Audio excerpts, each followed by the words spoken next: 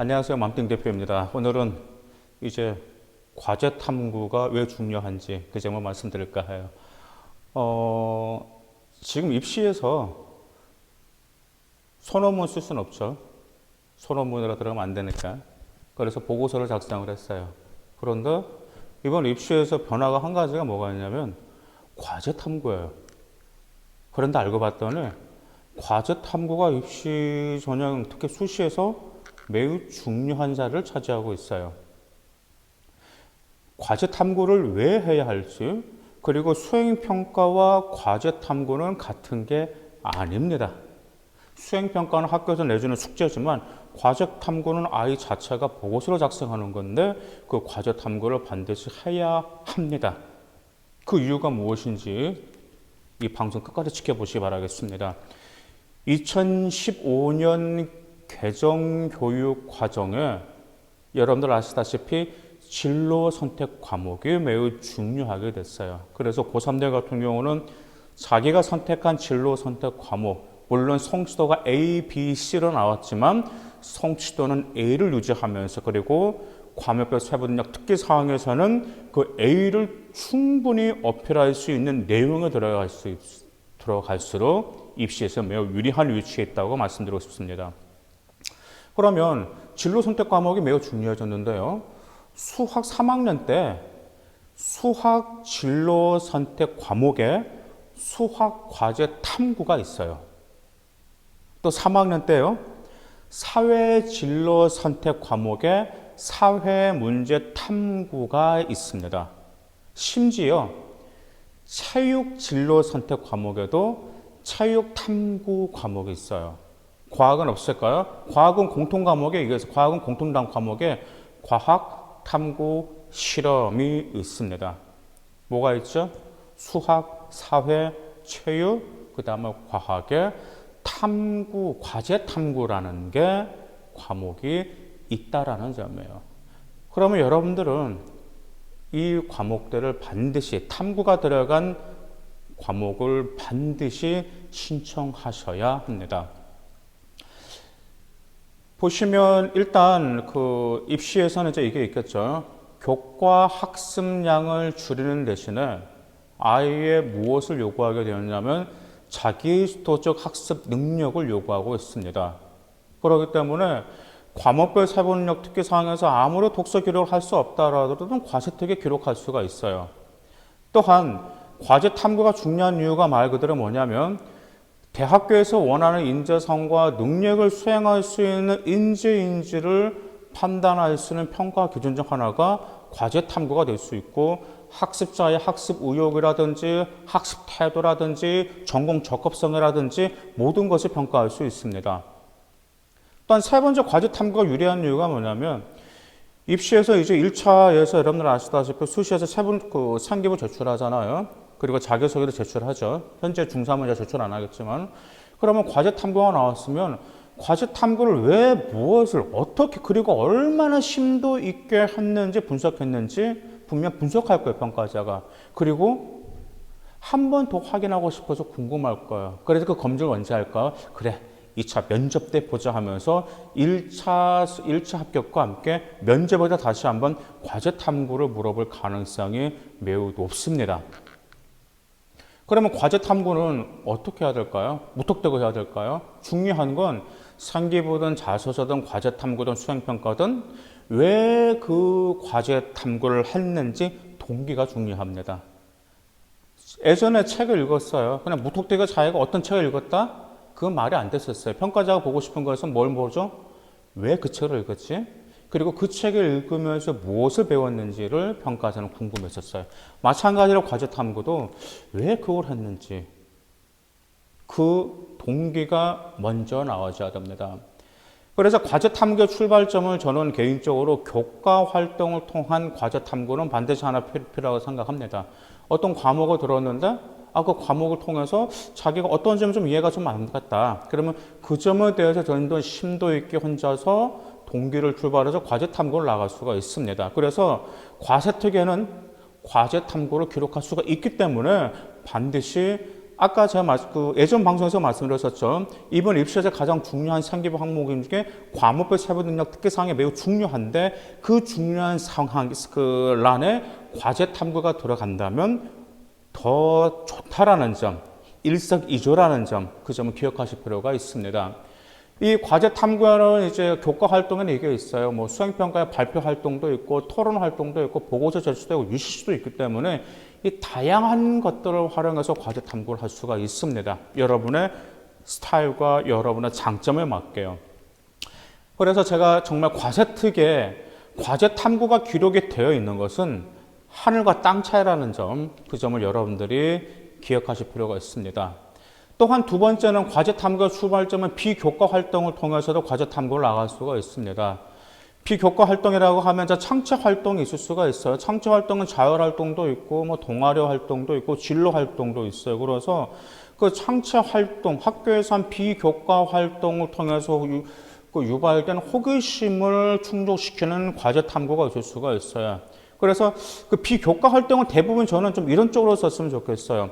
교과 활동을 통한 과제 탐구라고 하면은 자기의 뭐 학업 역량을 드러낼 수 있겠지만 비교과 활동을 통한 과제 탐구는 자신의 진로와 관련된 과제 탐구를 하면 아무래도 전공 적합성과 발전 가능성을 어필할 수 있다라는 점이에요. 그래서 1학년 때와 2학년 때 같은 경우는 교과 활동을 통한 과제 탐구를 저는 추천하는 바이고 또 2학년과 3학년 때는 자신의 진로, 즉 비교과 활동으로 연계된 진로 선택 과목을 진로와 관련된 과목을 과제 탐구하면 매우 유리하다라고 말할 수 있습니다. 더구나 지금 자율동아리 현재 고1, 고2는 자율동아리가 30자잖아요. 그런데 자율동아리 30자라고 해가지고 그것을 소홀히 하면 저는 좀 불리하다라고 봐요. 왜냐하면 자율동아리 1학 30자라고 하면은 그 결과만 기록해야 된다라는 점이거든요. 그래서 고1, 2, 3 때 이 연계된 결과가 향상되는 결과를 보여주면 얼마나 유리할까라는 생각이 저는 정말 들어요. 즉, 한결같은 동아리 활동을 하면서 고1, 2, 3마다 결과가 좀 더 발전적인 결과로 나오면 더구나 그 결과로 과제 탐구를 작성하면 어떤 평가자가 이 학생을 싫어할까요? 이건 누구나 좋아합니다. 저라도 좋아합니다. 그런데 자율동아리가 1학년 때 이 동아리 했다가 또 저 동아리 하다가 물론 다양한 동아리 활동도 할 수가 있어요. 하지만 자신의 진로가 정해졌다라면 한결같은 통화를 통해서 결과가 나온다면 정말 매우 유리하다라고 말할 수가 있습니다. 그럼 과제 탐구를 어떻게 해야 될까요? 뭐 인문계열과 자연계열 물론 다르죠. 먼저 자연계열 같은 경우는 뭐 여러분들 아시다시피 과학 뭐 똑같아요. 첫 번째 주제 설정하고 그 자연계열이요. 첫 번째는 관찰할 주제를 설정하고 두 번째 관찰 방법을 설정하고 세 번째 관찰 수행, 일단 네 번째 관찰 결과를 해석하고 다섯 번째 일반화시킨 이 5가지 순서대로 나가면 됩니다. 자연계열은. 다시 말씀드릴게요. 왜냐하면 아이들이 수행평가와 과제 탐구하고 종종 많이 헷갈리는데 과제 탐구는 자연계열하고 인문계열 다 틀려요. 다시 말씀드릴게요. 자연계열의 과제 탐구 방법 첫 번째 관찰 주제를 설정한다. 두 번째 관찰 방법을 설정한다. 세 번째 관찰을 수행하고 네 번째 관찰 결과를 해석하고 마지막으로 일반화시켜서 작성하면 됩니다. 그런데 문제는 인문계 아이들이에요.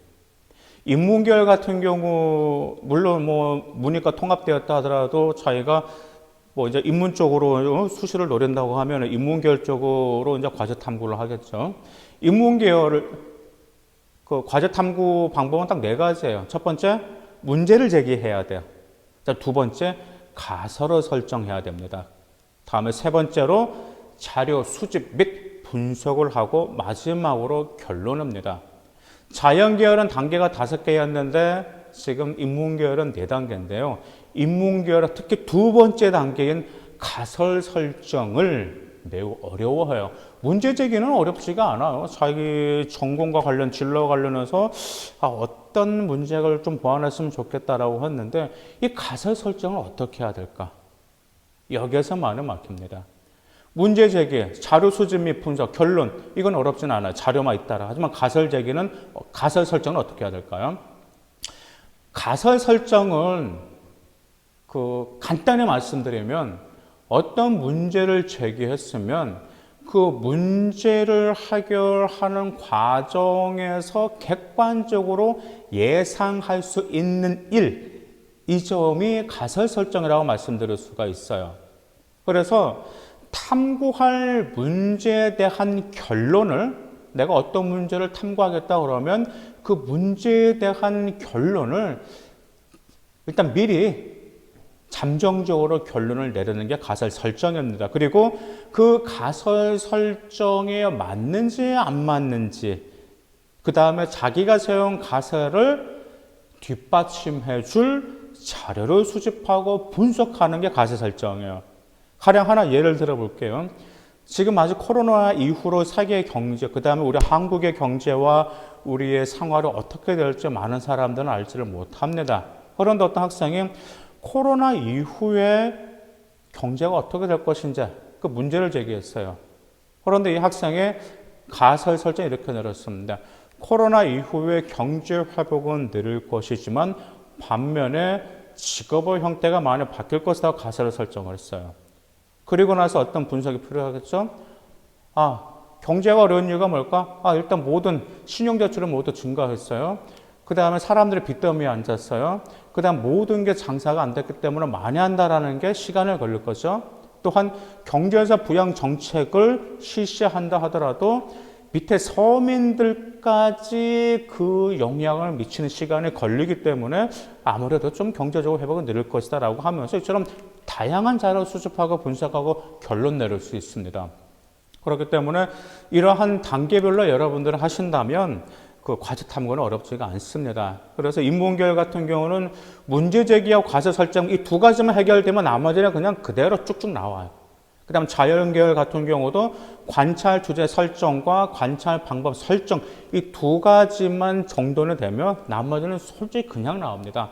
아이들이 제가 쭉 지켜보면 수행평가 보고서 작성을 하든지 과제 탐구를 보면은 아이들이 처음에 진도 못 나간 이유가 말 그대로 뭐냐면 금방 말씀드린 그 두 가지에서 막혀요. 그런데 그 두 가지를 해결해 주면 그 다음부터 자료 수집, 분석, 술술 풀리게 된다라는 점입니다.